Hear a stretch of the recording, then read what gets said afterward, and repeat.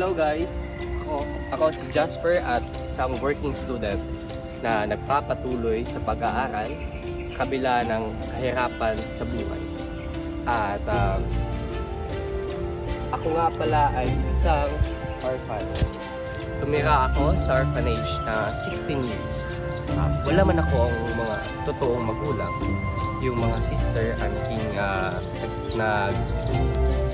naging magulang ko at sila naging ama din ako. Yung mga kapatid ko doon sa orphanage, sila din yung naging totoo kong kapatid sa buhay. At sa Carmelites, wala.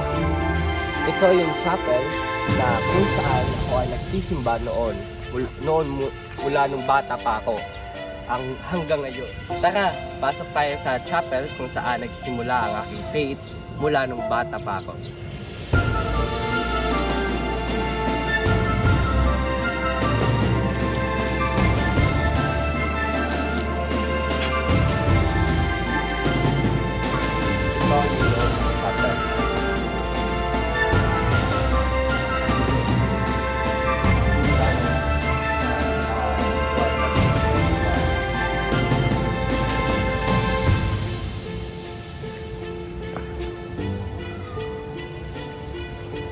Naalala ko pa noon ay yung bata pa ako.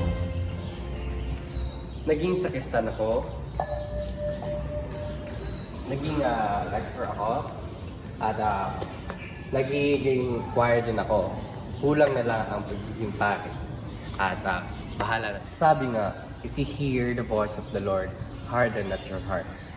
Pagdasal niyo po ang aking bukasyon.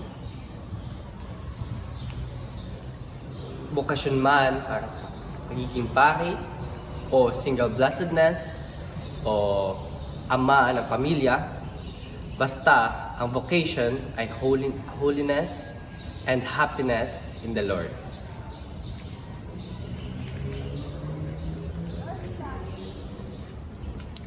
Bakit nga ba ako nandito? Celebrating the goodness of the Lord and celebrating Pray and Love TV. Dahil nakakaabot ng 30,000 subscribers. At may binigay sila na gift para sa akin. Buksan natin. Unboxing the gift from Pray and Love TV. Wow! Maraming salamat po sa Pray and Love TV dahil sa fourth income na binigay niyo sa akin. Malaking tulong ito sa aking pag-aaral. Maraming salamat po. So guys, huwag tayong mawawalan ng pag-asa at patuloy pa rin tayong mangangarap sa ating buhay at always pray.